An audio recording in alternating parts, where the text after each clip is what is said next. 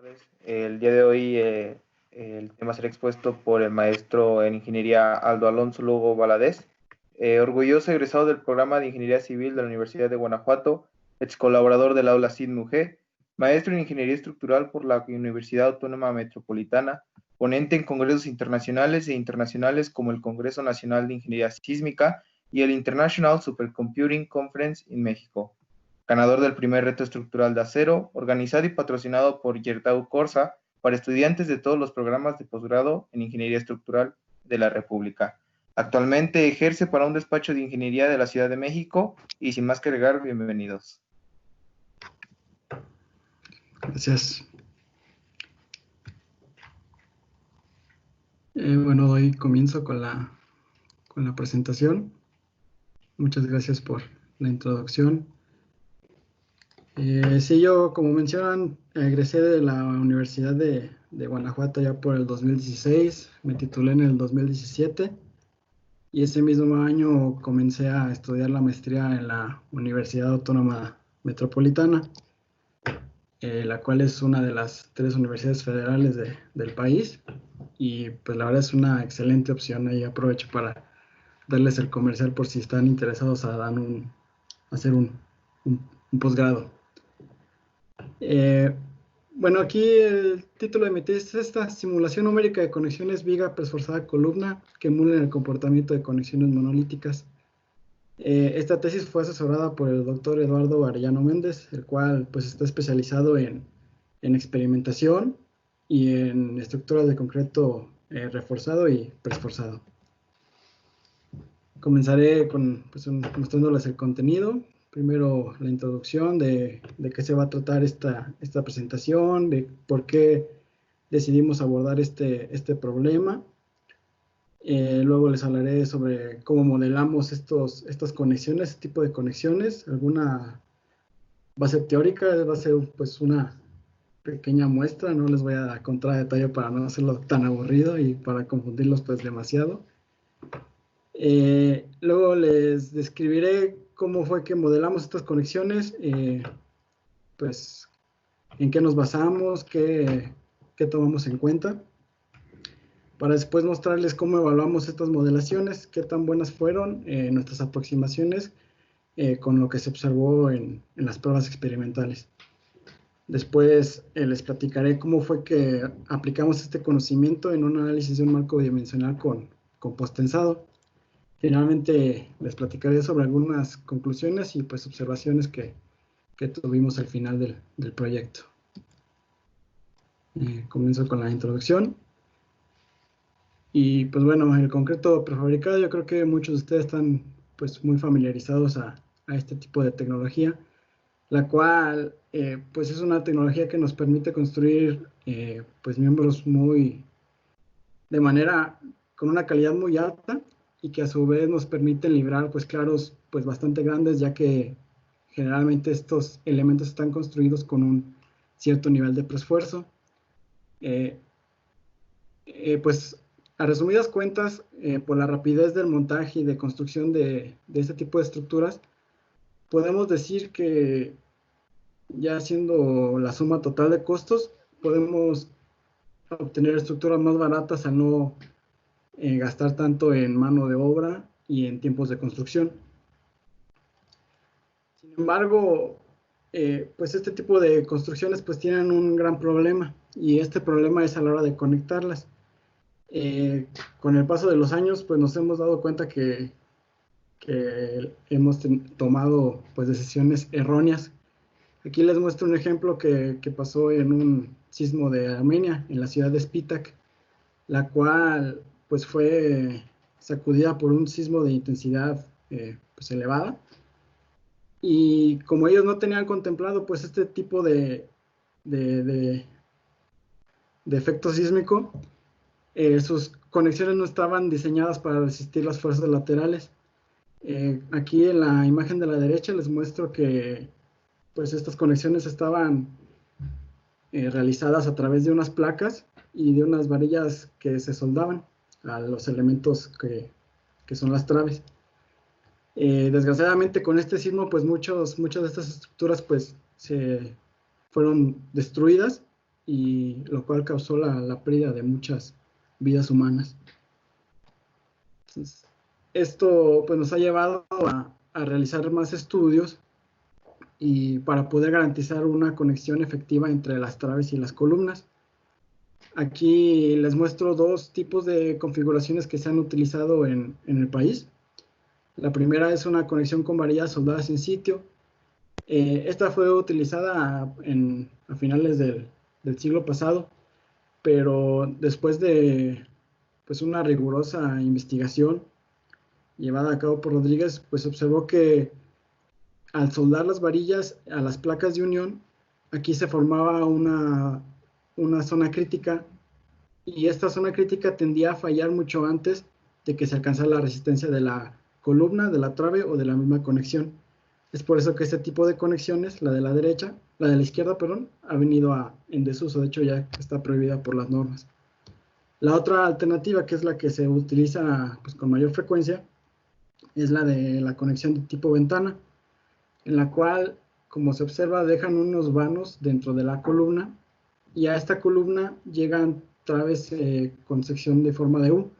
Estas traves quedan soportadas por ménsulas temporales o permanentes, como las que se observan en esta imagen, y después de que son colocadas en sitio y de que se coloca el sistema de piso, procedemos a colar el concreto dentro de la sección U y dentro del nodo de la columna.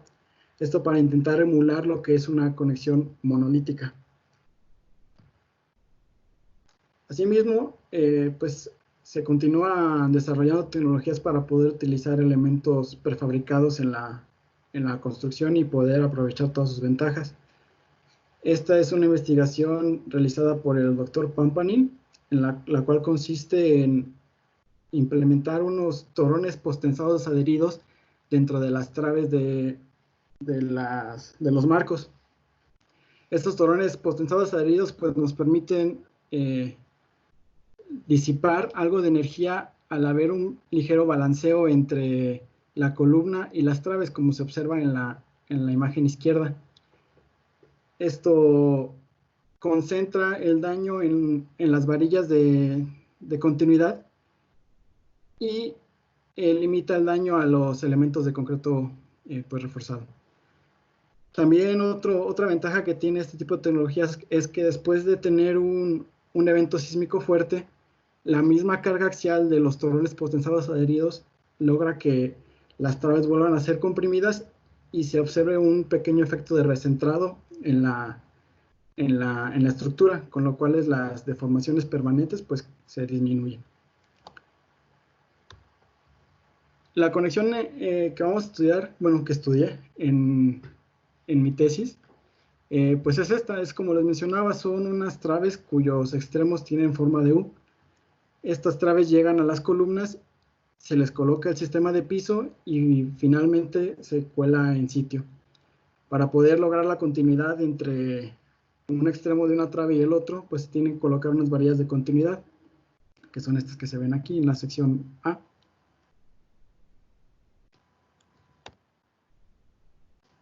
Y bueno, el objetivo general de esta tesis es simular numéricamente el comportamiento de conexiones viga-columna en estructuras que estén construidas con concreto prefabricado a través de un modelo computacional que tenga un comportamiento similar al experimental, al someterlo ante solicitaciones tales como cargas gravitacionales y aceleraciones sísmicas. Las conexiones de estudio son las conexiones coladas en sitio que emulan una conexión monolítica y que además cuentan con cables de postensado. Este proyecto lo propuso mi asesor de tesis cuando ya me tocaba elegir tema, y me llamó la atención por dos cosas, porque pues es una tecnología que apenas se está aplicando aquí en la ciudad. De hecho, ya hay una plaza comercial que utiliza ese tipo de conexiones, bueno, sin el postensado. Y la otra, pues porque quería seguir estudiando pues este tipo de metodologías de análisis considerando la no linealidad de los elementos.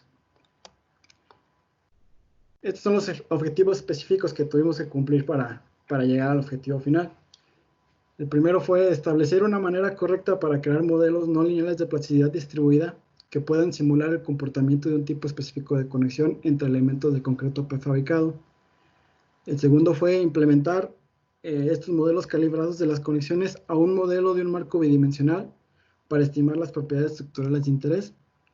Y finalmente, determinar si el tipo de conexiones son efectivas para otorgarle un buen desempeño estructural a las estructuras que se empleen. Estas son las contribuciones que esperamos lograr, que sí se lograron. Pues obtener un mejor conocimiento sobre el comportamiento estructural de este tipo de conexiones ante diversas solicitaciones. Esta que pues considero como que la más importante, que es proponer una manera de modelar estas conexiones para simular la respuesta obtenida en las pruebas a la conexión. Con la propuesta de modelado es posible reproducir el experimento modificando algunos parámetros para obtener una aproximación satisfactoria sin la necesidad de realizar un espécimen de laboratorio. Pero esto bajo reserva, porque obviamente nunca vamos a tener la precisión que nos podrá dar un espécimen de laboratorio. Y la otra es evaluar el desempeño de estas conexiones al integrarlas a una estructura con marcos a momentos ante solicitaciones mucho más diversas, haciendo uso de los modelos calibrados. Ahora les comentaré un poquito de los métodos de análisis y cómo se puede modelar la inelasticidad en las estructuras. Les quiero recomendar esta guía. Es una guía para ingenieros de la práctica con la cual pues podemos tener una aproximación primaria a este tipo de análisis no lineal para diseño sísmico. Aquí les dejo la liga en esta sección por si gustan descargarla. Quiero comenzar para comparando entre un análisis elástico y uno inelástico. Pues generalmente en la práctica estamos acostumbrados a utilizar pues modelos elásticos, ¿no? En las cuales el único parámetro que consideramos para modelar la relación entre el esfuerzo y la deformación en nuestros elementos, pues es el módulo de elasticidad, ya sea el módulo de Young o el módulo elástico en las trabas de acero o en las vigas o en las varillas. Entonces, si consideramos una viga rígida en la cual la vamos a cargar en este punto hacia abajo y está soportada por dos tirantes de acero, si consideramos que estos dos tirantes de acero van a tener un comportamiento elástico, es decir, nunca van a llegar a su esfuerzo de flexión y pues jamás van a fallar, vamos a tener este caso elástico en la cual U, que es el desplazamiento en el extremo de la viga, comparado contra P, pues va a tener una relación lineal, proporcional. Ahora, ¿qué pasa si a estas barras les asignamos un modelo constitutivo, el cual puede ser cualquier modelo que se nos ocurra o que esté disponible en la literatura? Este modelo constitutivo es uno que se utiliza pues muy frecuentemente en la práctica, el cual es un modelo elastoplástico perfecto, que es muy sencillo y que es muy utilizado por lo mismo porque es preciso para los fines prácticos. Al asignar este modelo constitutivo, le estamos dando un comportamiento nosotros a la barra, la cual sabemos que si la barra llega a un esfuerzo de fluencia determinado, que es el del acero, vamos a tener un cambio de comportamiento en el cual ya no va a estar regido por el módulo de elasticidad del acero, sino que va a tener un comportamiento plástico. Ahora, si aumentamos esta carga vertical, vamos a ver que va a llegar el punto en el que el tirante de la derecha, al ser el más cargado, va a llegar al esfuerzo de flexión. Entonces, ¿qué nos va a provocar que este tirante falle? Pues que la rigidez de la barra, del sistema estructural ya no va a ser el mismo, va a tener un cambio de pendiente y ya no va a ser totalmente elástico. Esta parte ya es conocida como el rango inelástico.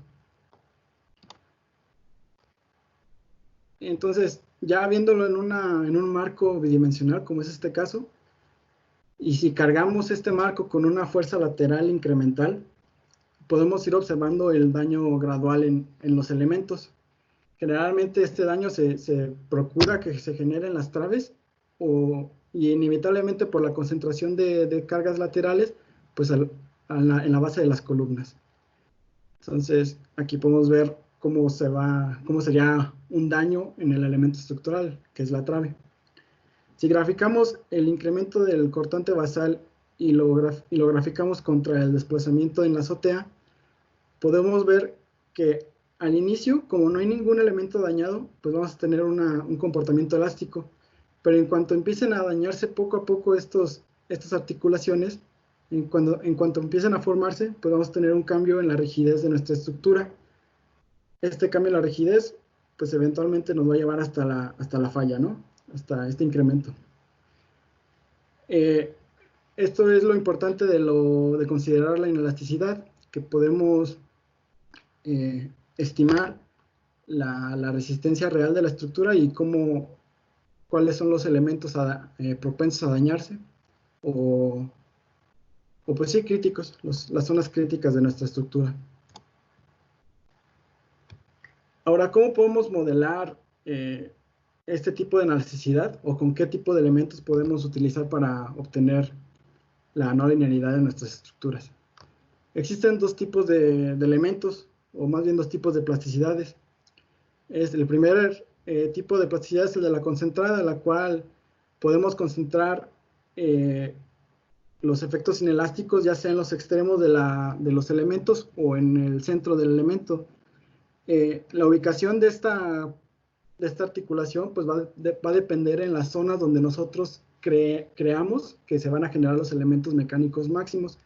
Como es en las traves, pues podemos esperar que en los extremos de las traves pues se van a generar unos momentos mayores, o en las columnas también, en los extremos, mientras que en los contraventeos pues generalmente estas articulaciones se modelan en el centro del elemento. Ahora, estos de aquí de la derecha son tipos de modelado histerético. Estos tipos de modelado están regidos por algunos parámetros que están determinados a la hora de calibrarlos con pruebas experimentales. Es decir, nosotros tenemos las pruebas experimentales, los resultados, y al observarlos y al analizar nuestro modelo inelástico, podemos ir ajustando estos parámetros para hacerlos empatar. Entonces, es cuestión de estar ahí moviéndole estos parámetros, jugando con ellos para darle al mero clavo en las pruebas experimentales. Ahora, estos comportamientos son los que rigen a la articulación y se le asignan a través de los programas de cálculo que tenemos disponibles. La verdad es que ya con el avance de las tecnologías, pues esto ya lo podemos encontrar en cualquier software comercial, como lo sería TAPS o SAP 2000 o Midas, el que ustedes quieran, ya lo va a traer seguramente.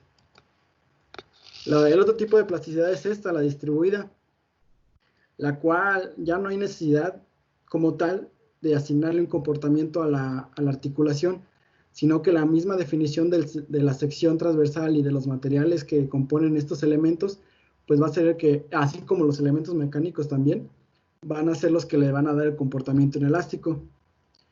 Puede decirse que son más precisos este tipo de modelos, pero también son más difíciles de elaborar. Se requieren un conocimiento pues bastante amplio y con bases sólidas para poder realizar pues cálculos pues lo suficientemente precisos. Nosotros vamos a realizar nuestros modelos con las secciones tipo fibra. Estas secciones tipo fibra lo que hacen es discretizar al elemento en distintos puntos de integración, que son estas secciones transversales que se ven aquí. A su vez, estas secciones transversales las tenemos que dividir en fibras, que es como un mallado de la sección transversal, y a cada una de estas fibras vamos a asignarle un comportamiento. Este comportamiento pues sería el modelo constitutivo que nosotros querramos, ya sea para concreto, ya sea para acero, ya sea para goma, ya sea para lo que ustedes quieran. Nosotros podemos definir estos modelos constitutivos con base en unas reglas que pues ya hay algunos programas que tienen en su base de datos, pues cómo crear estos modelos en función de algunos parámetros.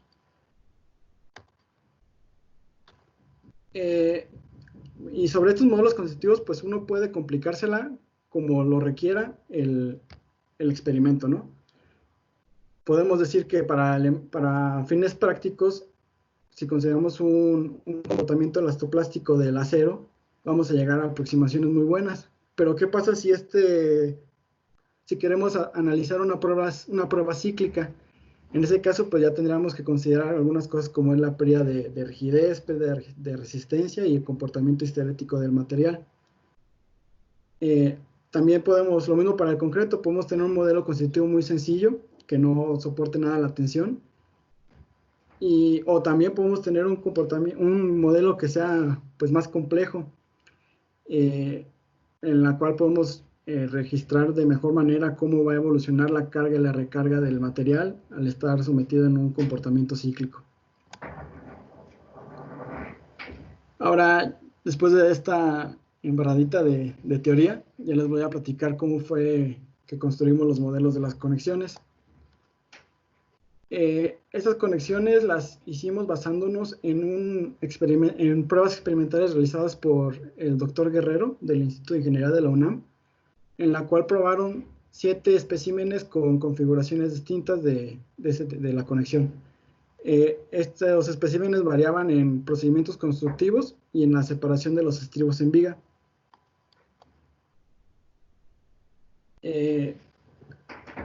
Bueno, perdón, aquí me faltó explicarles. Estas conexiones se sometieron a una carga cíclica en los extremos de la trave y a través de sensores de laboratorio, pues obtuvieron algunos valores importantes como el desplazamiento en los extremos de la trave, o las deformaciones en las varillas, o deformaciones en concreto. Todos estos resultados pues se nos proporcionaron y nos fueron muy útiles para poder realizar esta calibración. Ahora les muestro un dibujo del espécimen de la trave U, la cual se le hizo un detallado al interior de la misma trave para poder garantizar que la sección total iba a trabajar de manera compuesta, es decir, que el concreto colado en sitio y el concreto prefabricado van a trabajar de manera pues ligada, compuesta. Ahora, el software que yo utilicé se llama OpenSys. Ese software me lo enseñaron a utilizar en la maestría y es un software de licencia libre para todo el que quiera utilizarlo. Fue desarrollado en la Universidad de California, en Berkeley, por ingenieros estructurales. Este OpenSys tiene pues una gran librería de materiales, de tipos de elementos que puedes utilizar para poder realizar análisis no lineal.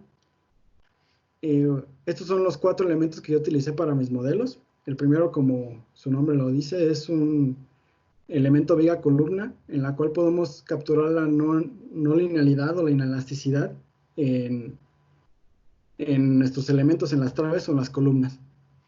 El elemento truss lo utilicé para los torones de postensados adheridos. Utilicé este elemento truss porque solamente trabaja a carga axial, que es básicamente como van a trabajar nuestros torones. El elemento zero length section, que como su nombre lo indica, es un elemento de longitud 0, que tiene una sección definida. Con base en esta sección definida y en los materiales que la compongan, pues va a tener un comportamiento dado. Y finalmente el elemento beam column joint, que es un elemento pues bastante bueno, disponible en OpenSys, desarrollado por el doctor Mitre y la doctora Lowe's, y con el cual podemos obtener pues varios efectos muy interesantes y que se dan en la realidad en nuestra conexión. Podemos determinar cómo se va a comportar el panel de corte, o sea, la zona del nodo. Podemos decir qué tanto se van a deslizar las barras dependiendo de la longitud de anclaje y su diámetro. Y a su vez podemos observar cómo se comporta la interfaz entre la viga y la columna y el nodo de unión. Ahora, sobre los modelos constitutivos a utilizar, para el concreto utilizamos el modelo constitutivo histerético de Zhang y Mander, con el cual podemos obtener su comportamiento a la carga, a la descarga y a la recarga. Para poder alimentar este modelo constitutivo necesitamos algunos valores como lo es el esfuerzo el esfuerzo resistente a compresión del concreto, su deformación a la compresión, deformación a la tensión y otros parámetros que nos ayudan a construir de mejor manera este modelo constitutivo. Asimismo, utilizamos unas expresiones desarrolladas por Zhang y Mander para poder considerar qué tanto aumenta la resistencia y la ductilidad en los núcleos de concreto, en los núcleos de la sección. Estos núcleos pues están definidos por los estribos, la zona confinada en los estribos, y pues para poder determinar estos incrementos en la resistencia y ductilidad, pues tenemos que tomar en cuenta las dimensiones del núcleo, la separación entre varillas longitudinales y la separación entre varillas transversales.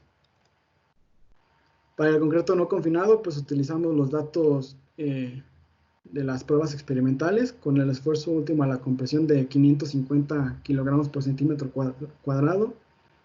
Y para determinar la deformación última a la compresión a la tensión, pues utilizamos expresiones encontradas en la literatura, mientras que para el módulo de la elasticidad inicial y el esfuerzo último a la tensión, utilizamos las expresiones de las normas técnicas complementarias para concretos de alta resistencia. Aquí les muestro de manera más gráfica cómo cambia el comportamiento del concreto al considerarlo confinado y al considerarlo sin confinar. A la izquierda vemos el concreto sin confinar. Si ponemos atención en las ordenadas, vemos que está alrededor de 55 el esfuerzo resistente a la compresión, mientras que para el confinado estamos con alrededor de 63. Y es el mismo concreto, la misma resistencia a la compresión, pero al darle el confinamiento, pues estamos aumentando esta resistencia y esta ductilidad. Para el acero de refuerzo, pues utilizamos un modelo más sencillito que considere el endurecimiento por deformación después de la afluencia. Y para el acero de preesfuerzo utilizamos unas expresiones determinadas por Hernández, las cuales están en el manual de la NIPAC en su última edición. Y eso es todo para acero de refuerzo y de preesfuerzo. Ahora, sobre la geometría de nuestras conexiones, aquí tenemos el espécimen monolítico. En este espécimen monolítico solo utilizamos dos tipos diferentes de elementos, que son los nonlinear beam column y el beam column joint. Entonces, los elementos en verdes pues es la viga y estas son las columnas. Las condiciones de apoyo pues fueron las mismas que se tuvieron en el laboratorio. En la parte de abajo les muestro cómo fue que discretizamos las secciones. Las secciones transversales las podemos discretizar en las fibras como queramos, ya sea en las dos dimensiones, en una sola dimensión, qué tan grandes, qué tan espaciadas. Esto ya pues uno lo determina en función de lo que quiera obtener, cómo va a deformarse la sección. Y se trata de optimizar pues la división de estas fibras para no ser tan pesado el cálculo, para que salga pues de una manera rápida. Aquí vemos en la columna que la sección que está dentro de las varillas longitudinales pues se le asignó el concreto de confinamiento, mientras que la sección que está afuera pues el de recubrimiento, sin confinar. Lo mismo para las traves que se consideró la zona del núcleo como confinada y la zona de recubrimiento sin confinar. Estas varillas se asignaron como fibras lineales, puntuales como tal, y con el área que le correspondiera en función del diámetro de la varilla. Para los especímenes prefabricados, pues es muy similar a los especímenes monolíticos, pero con la diferencia de que aquí, como se especifica en planos, tenemos 2 centímetros de holgura entre la trave, el extremo de la trave y el paño del nodo. Entonces, para poder modelar esta interfaz, se utilizó el elemento Zero Length Section, que es el que les muestro aquí en la parte inferior derecha. Y vemos que en este caso, como se genera un tipo de junta fría, le estoy dando que va a ser un comportamiento de recubrimiento, porque en realidad no hay estribos que contengan este concreto. En relación a lo demás, pues es muy similar al espécimen monolítico. Y ahora con los especímenes prefabricados y postensados es igual al prefabricado, pero ahora se le va a agregar estos tendones de acero de preesfuerzo. Estos tendones, para poder modelarlos, lo que hicimos fue, no los modelamos dentro de la sección transversal, sino que definimos un elemento aparte. Como podemos ver aquí, definimos 8, que es el de la viga, y 13, que es el del torón. 9, perdón, el de los tendones. 9, que es el de la viga, y 14, que es el de los tendones. 10, que es el de la viga, y 15, que es el de los tendones. La única particularidad que tenían es que se unían en los mismos puntos coincidentes, pero estos puntos coincidentes en realidad eran un par de puntos, los cuales compartían el desplazamiento vertical para que la trayectoria de la trave fuera la misma que la del tendón de postensado. Entonces, esta fue como una manera para nosotros intentar representar que los torones iban a estar desadheridos de la trave, o sea, longitudinalmente, pero a la hora de verlos verticalmente, pues iban a seguir la misma trayectoria. Este fue la historia típica de desplazamientos que se utilizó para las pruebas experimentales y fue la misma que utilizamos en nuestros modelos analíticos. Ahora ya probamos las 6 conexiones, las 6 especímenes, y les voy a platicar cómo fue que evaluamos qué tan buenos fueron estas simulaciones. Definimos 4 parámetros para medir la precisión. El primero fue la relación entre las fuerzas máximas de toda la historia de desplazamientos, la relación entre las distorsiones a esas fuerzas máximas en toda su historia de desplazamientos, la relación entre energías calculadas y las experimentales y su acumulación por ciclo, y la relación de energías calculadas y experimentales y su degradación por ciclo. Esto es, por cada ciclo estuvimos observando qué tanta energía se fue acumulando y la dividimos entre la calculada con la experimental para ver más o menos qué tan desvariados andábamos en nuestros resultados y si le estábamos pegando o si de a tiro estábamos muy separados de los valores experimentales. Y bueno, estas son las curvas de histéresis que obtuvimos. Estas curvas de histéresis, pues, lo que se hace es tomar la fuerza a la cual se somete la conexión y la distorsión que se obtiene. Las líneas punteadas son las que se observaron experimentalmente y las continuas son las que obtuvimos analíticamente. A simple vista, pues podemos ver que son resultados buenos, lo suficientemente buenos, con excepción de algunos que nomás no le pudimos atinar, que es el espécimen número 4. No pudimos observar algún pues efecto que se observó experimentalmente. Pudo haber sido un deslizamiento en las barras de refuerzo, alguna, no sé, alguna equivocación al momento de colar las conexiones, no sabemos. Pero a grandes rasgos podemos decir que obtenemos una precisión pues lo suficientemente buena. Ahora ya poniéndolo en números, no tanto viendo las gráficas nada más, ya les estoy platicando sobre los parámetros que consideramos. Primero fue el de las fuerzas máximas. Vemos que las relaciones entre la calculada y la experimental, pues en la mayoría son muy cercanos al 100%, que sería lo ideal, ¿no? Sí tenemos algunas variaciones, por ejemplo, en el espécimen número 1, en la cual la fuerza calculada fue menor a la experimental. Ahora, sobre las distorsiones que se midieron a estas fuerzas máximas, o sea, cuando se leyó la fuerza máxima en toda la historia de desplazamientos, ahí se tomó la distorsión. Aquí vemos que igual tenemos valores muy cercanos al 100%, con excepción del espécimen número 1, que pues ahí sí casi que nos fuimos al doble, porque en la prueba experimental la fuerza máxima se alcanzó en distorsiones más pequeñas en comparación de nosotros, que fue casi al final de la historia de desplazamientos.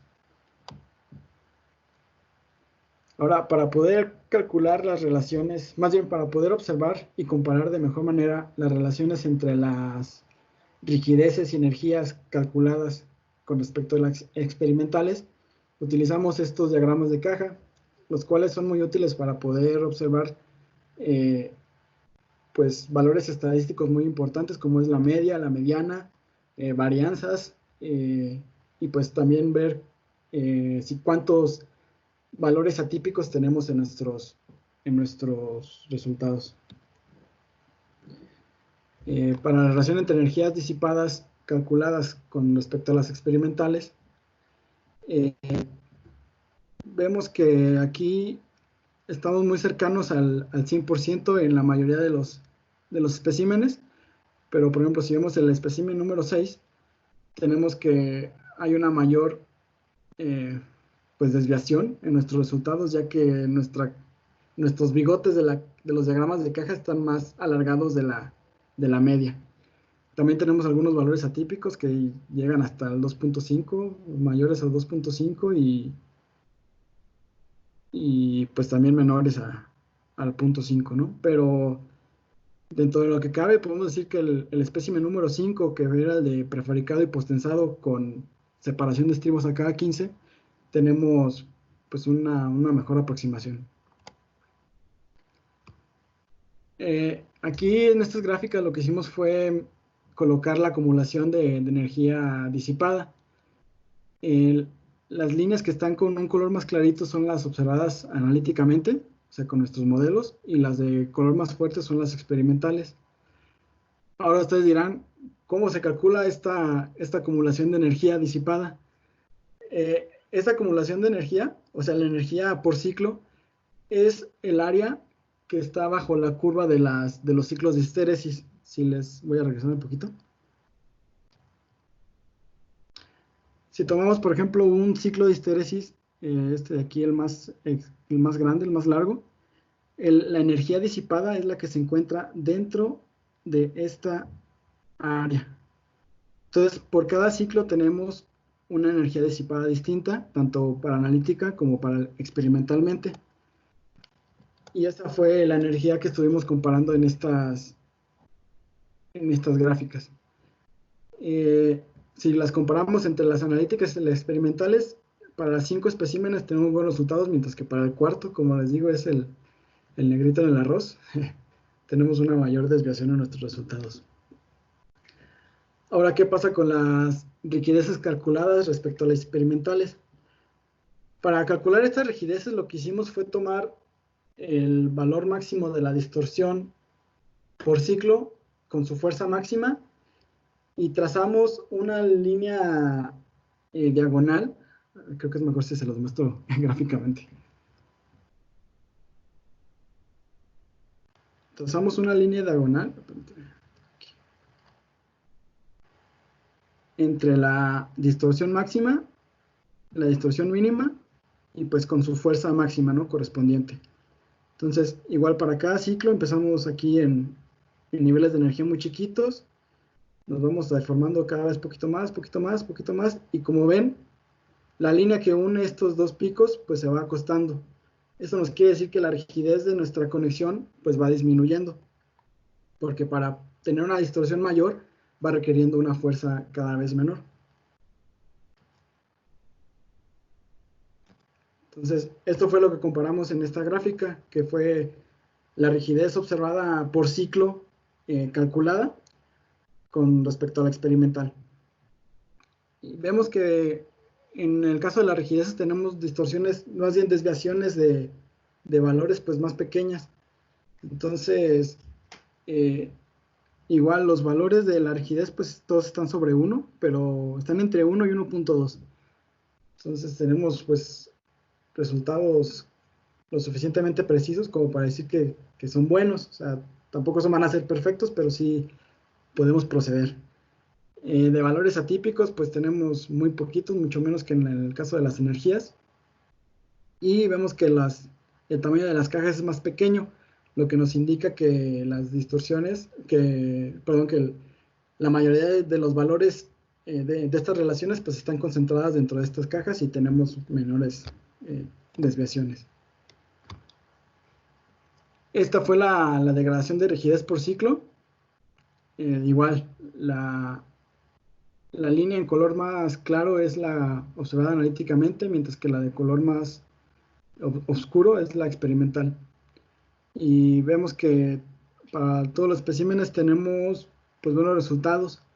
Se parecen tanto la línea analítica como la experimental. Sin embargo, aquí fue algo que me hicieron ver el día de mi defensa, del día de mi examen recepcional, fue que es preocupante ver cómo a ciclos de desplazamientos, con desplazamientos muy pequeños, pues ya se está perdiendo una gran cantidad de rigidez. Por ejemplo, si tomamos el espécimen número 5, vemos que para el ciclo número 8, que ya eran desplazamientos pues pequeños, no eran grandes, ya habíamos perdido el 50% de la rigidez de la conexión. Entonces, pues eso es preocupante, ¿no? Porque la degradación pues es muy rápida y eso no es deseable en las estructuras. Ahora ya, con base en estos resultados, pues ya lo aplicamos a un análisis de un marco bidimensional y además agregamos el postensado, ¿no? Lo dejamos pues algo sencillo porque ya teníamos que terminar, tenemos que cerrar el trabajo de investigación. Fue un marco bidimensional de 10 niveles y 3 crujías. Se hicieron 3 modelos diferentes con distintos niveles de postensado en cada torón. Ahorita les voy a platicar cómo se asignaron estas cargas de postensado. Se hizo el análisis modal en SAP 2000, debido a que en el OpenSys no pude realizar este análisis modal, ya que tenía ahí algunos problemas con conectividad de nodos y no me permitía realizar este análisis. Pero para el análisis estático y dinámico no lineales, sí utilicé pues, el OpenSys. Las cargas consideradas, pues como generalmente se considera en un proyecto, sería el peso propio de la estructura, la carga muerta considerando un sistema de piso de losa alveolar, carga viva, uso de departamentos, las cargas accidentales por sismo. Entonces vamos a mostrar el espectro que utilizamos y pues unas combinaciones de carga, que son las que marcan las normas técnicas complementarias. Para determinar las fuerzas por sismo utilizamos el programa SACID, el cual ingresando coordenadas de la Ciudad de México pues podemos obtener los espectros de respuesta, el espectro elástico y el espectro inelástico para poder diseñar nuestras estructuras. A la derecha les muestro el espectro elástico, que como vemos pues tiene ordenadas bastante considerables de 700 centímetros sobre segundo cuadrado. Y en naranja pueden apreciar el inelástico, que es considerando un Q de igual a 3, como lo voy a platicar más adelante. Este amarillo es el espectro de respuesta, el cual, para este espectro de respuesta utilicé un acelerograma de los sismos del 19 de septiembre del 2017 y este acelerograma fue captado por un sensor muy cercano a la zona de estudio. ¿Por qué elegí esta zona de estudio? Porque aquí hay un edificio ya construido utilizando este tipo de estructuración, el cual es una plaza comercial, si no recuerdo. Aquí en las líneas punteadas con morado y con verde les señalo los periodos fundamentales y el periodo número 2 de la estructura. Vemos que con nuestra configuración el periodo fundamental pues está en la zona de aceleraciones máximas, por lo cual le tocaría algo considerable a nuestra estructura. Para los análisis dinámicos no lineales utilicé igual el mismo acelerograma que les menciono, y lo que se hizo aquí fue acotar estos acelerogramas, ya que pues estos tienen una duración como de 300 segundos, y la verdad es que hacer un análisis no lineal para tanto tiempo, pues sí le tomaba a mi computadora muchas horas, como 27 horas creo que fue el que más tardó. Entonces hubo la necesidad de reducir este acelerograma. ¿Cómo lo redujimos? Pues considerando la intensidad de áreas. Esta intensidad de áreas nos permite reducir la duración del acelerograma siempre y cuando tengamos entre el 5 y el 95% de la energía total que se causó por este sismo. Estas son las propiedades de los concretos que utilicé. Igual vemos que para la columna y para las traves, tanto como para el recubrimiento y confinamiento, pues tenemos distintos valores, ¿no? De esfuerzo de resistencia a la compresión, de deformación última a la compresión y módulos de elasticidad, entre otras cosas. Para el acero de refuerzo y de preesfuerzo se utilizan las mismas propiedades que en los modelos de las conexiones. Aquí les platico rápidamente cómo fue que diseñé los elementos. Y se consideró un factor de comportamiento, pues, el detalle hacia las columnas. Se utilizaron 5 etapas, se consideraron 5 etapas en el diseño de estas estructuras porque como se trata de un elemento prefabricado y con preesfuerzo, tenemos que garantizar que nunca sobrepasemos los esfuerzos permisibles en la sección transversal, tanto a tensión como a compresión. Entonces, ya teniendo diseñados nuestros elementos, ahora lo que pasamos fue a definir nuestras secciones transversales dentro de OpenSys. Para la columna tenemos estas variedades longitudinales con sus grapas y sus estribos. Para las traves tenemos esta configuración. Y tenemos 2 secciones para las traves. Uno es para la zona exterior, que es la zona de U, los extremos, que es donde se va a colar en sitio la conexión. Y la otra es para la trave central, la cual no hay necesidad de que tengan una sección en forma de U, porque ahí no se va a colar. Entonces, se trata de gastar lo menos posible en concreto colado en sitio. Aquí vemos los orificios que se dejan para los torones posdensados adheridos.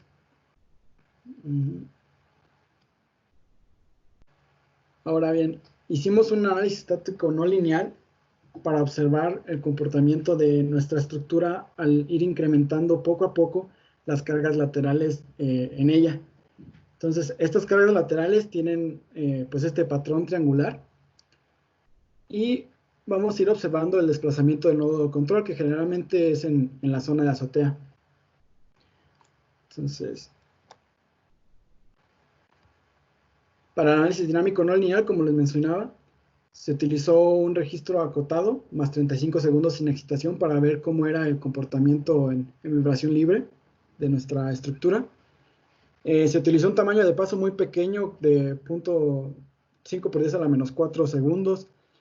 Tuve que hacer esto para poder lograr la convergencia, ya que el OpenSys tenía este tema de que al tener un cambio súbito en el comportamiento de un elemento debido al comportamiento del material, pues se paraba el programa y ya no me dejaba continuar con mis análisis. Es por eso que tuve que hacer el pasito más chiquito para que los incrementos fueran mucho más pequeños y el programa tuviera la capacidad como de encontrar el equilibrio, la convergencia dentro del comportamiento del material.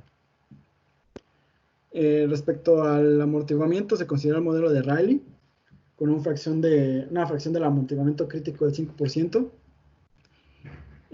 Para poder resolver las ecuaciones de movimiento, esto es para poder saber cómo se iba a estar moviendo la estructura ante esta excitación, se utilizó un método que se llama el método de aceleración promedio de Newmark. Estos son algunos parámetros que son usados muy comúnmente dentro de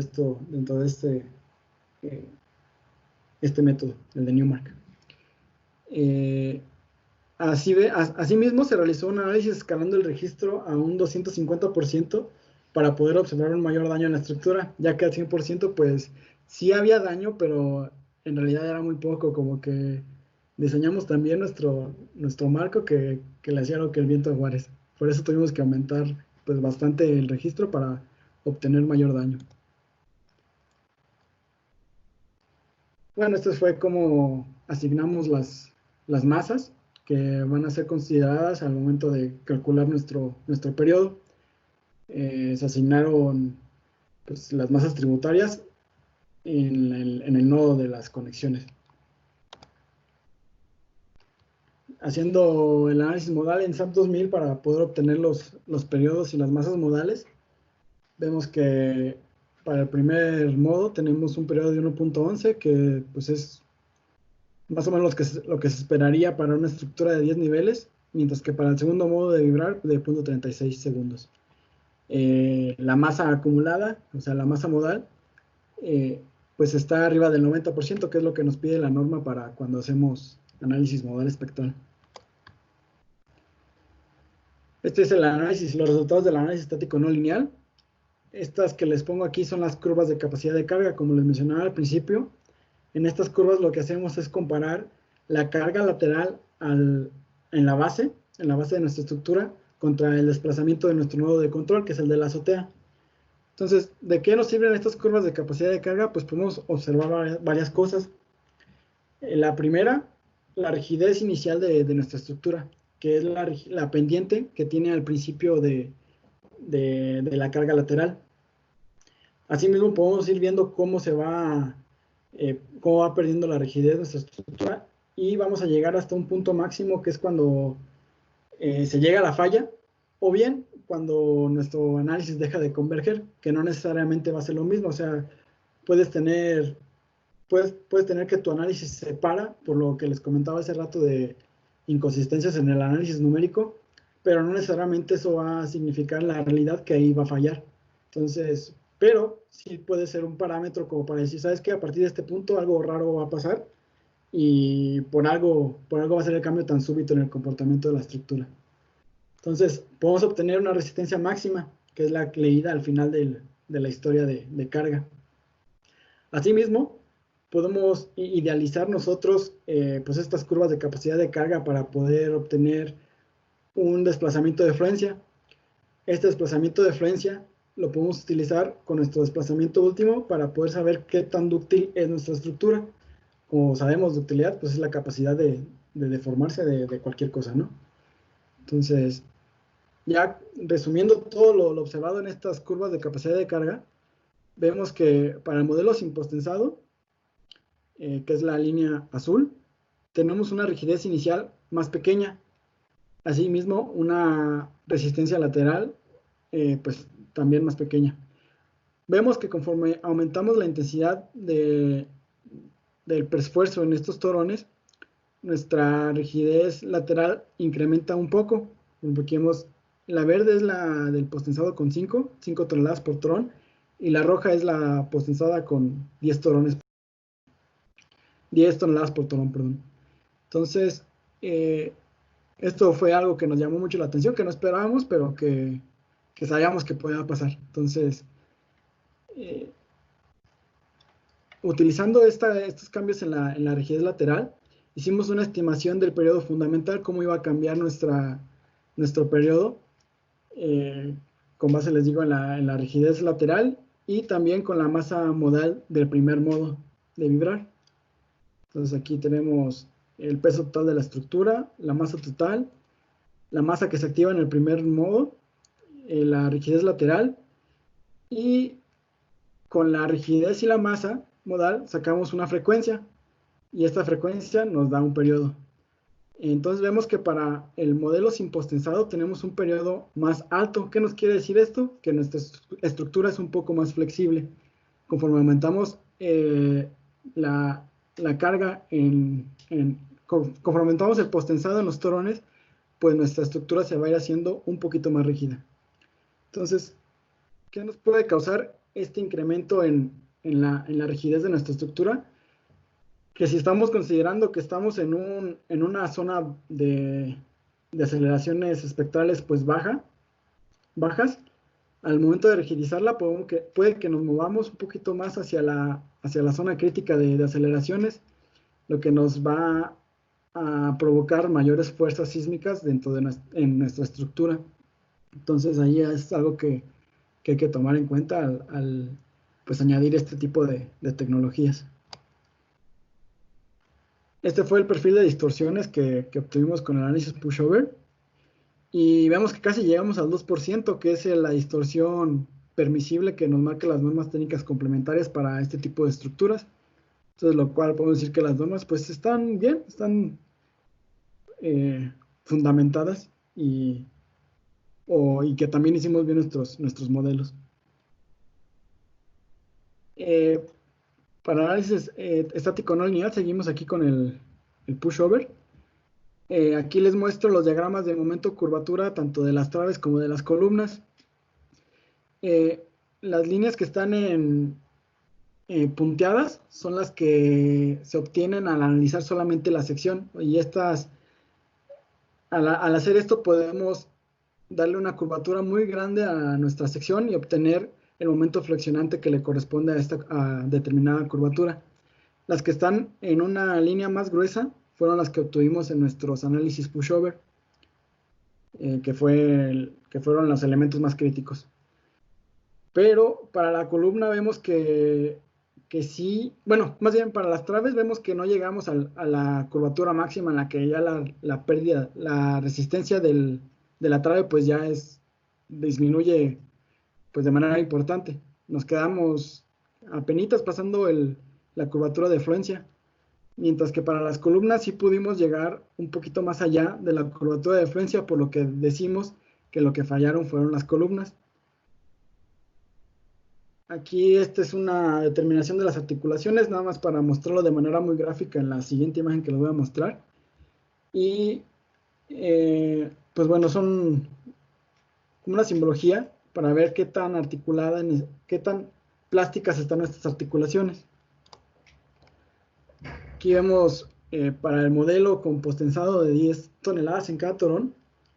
Aquí les muestro la evolución de las articulaciones. Para un desplazamiento de 5.1 centímetros, nuestra primera articulación se genera en una trave del tercer nivel.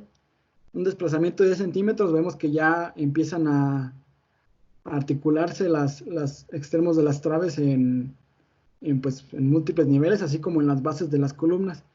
Pero esto que no nos espante, en realidad estas bolitas negras no indican que ya hay un daño considerable, sino que más bien el recubrimiento de nuestra sección transversal pues es el que está empezando a fallar, pero al final de cuentas pues esto no representa un gran problema para la estructura.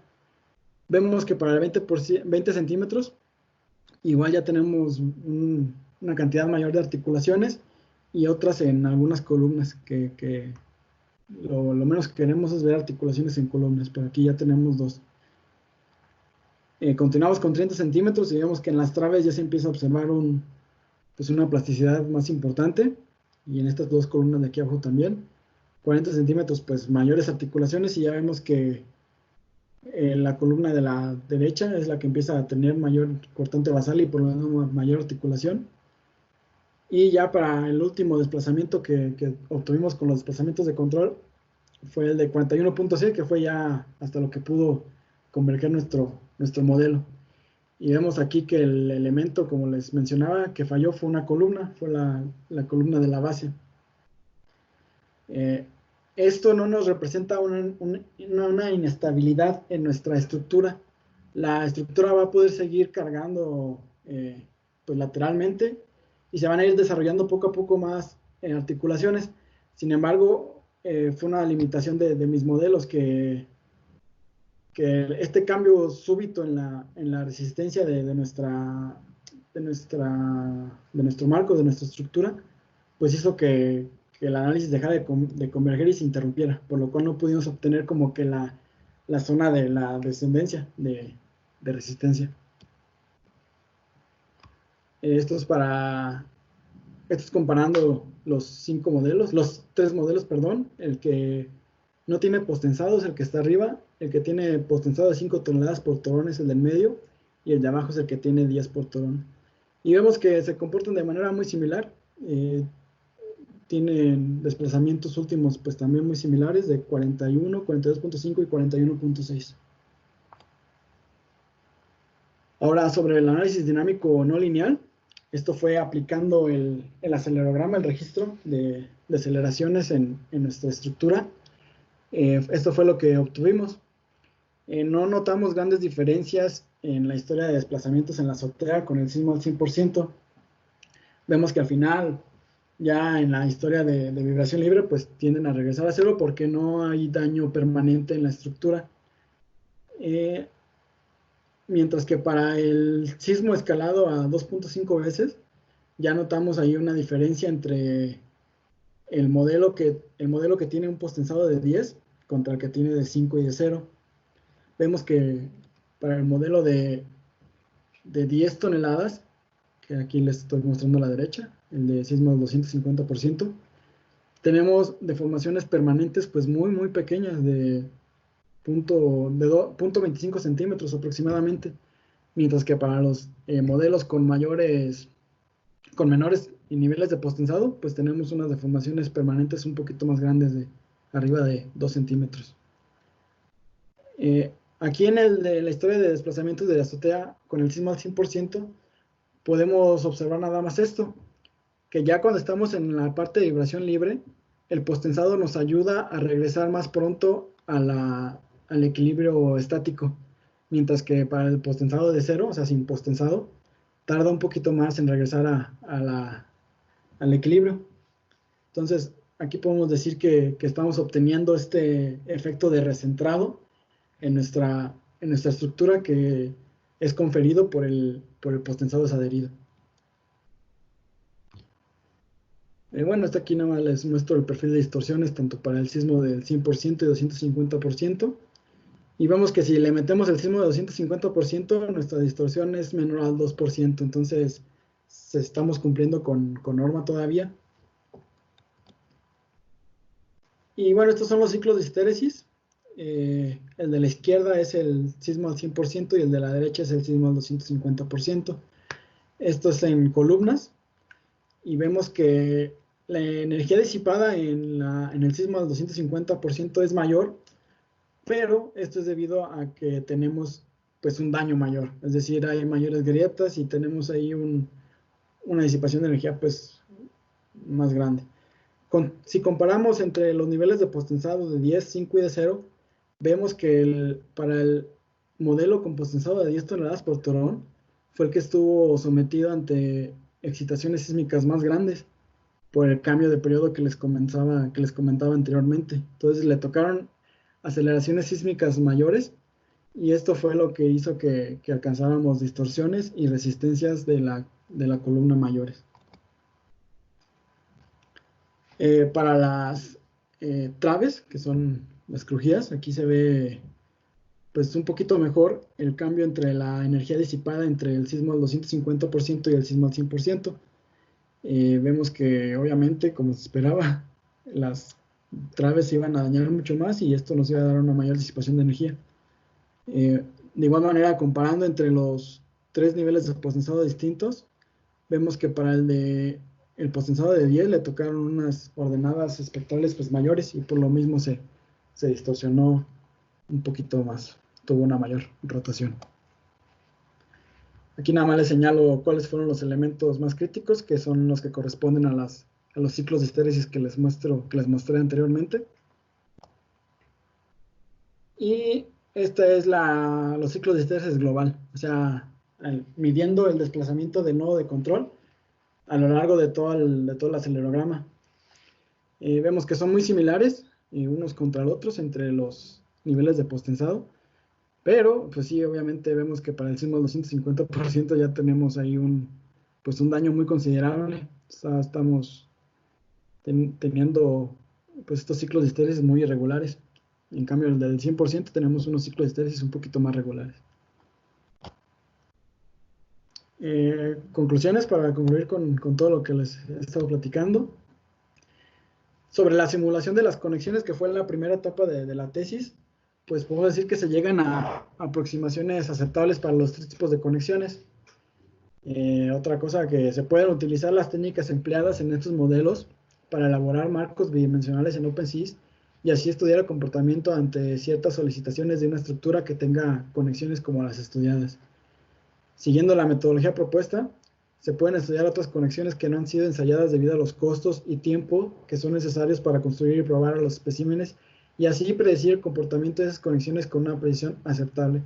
Como les digo, es una precisión aceptable porque realmente nunca vamos a comparar un modelo analítico con lo que va a dar una prueba experimental, pero pues podemos acercarnos un poquito a lo que va a pasar en la realidad, ¿no? Y la otra conclusión que también es muy importante, que no la había visto hasta el día de mi examen excepcional, como les decía, es que hay una rápida pérdida en la rigidez a la rotación de la conexión a niveles de deformación muy pequeñas. Pues es de llamar la atención debido a que se espera un nivel considerable de daño en la conexión ante sismos de magnitud no tan elevada. Respecto a la respuesta del marco con traves posttensadas, pues vemos que la ductilidad de la estructura, igual a 3, es evidencia de que el detallado utilizado para darle ductilidad media a la estructura es correcto. Entonces, pero es necesario modelar distintas configuraciones para averiguar si esta aseveración aplica para la mayoría de las estructuras. Otra cosa que observamos es que la sobreresistencia de la estructura pues cumple con la esperada para el factor de comportamiento sísmico utilizado. La estructura fue capaz de alcanzar una distorsión última muy cercana a 2%, considerando que por problemas de convergencia el análisis paró tempranamente. Es probable que las distorsiones todavía puedan extenderse más allá de la distorsión permisible al colapso para estas estructuras. Que era lo que les comentaba, que debido a que la columna fallaba, pues eso hacía un cambio pues importante en el comportamiento global de la estructura y el análisis tenía que parar. Otra cosa que agregar, el postensado a las traves aumenta la rigidez lateral de la estructura. Como les decía, aumenta la rigidez y disminuye el periodo.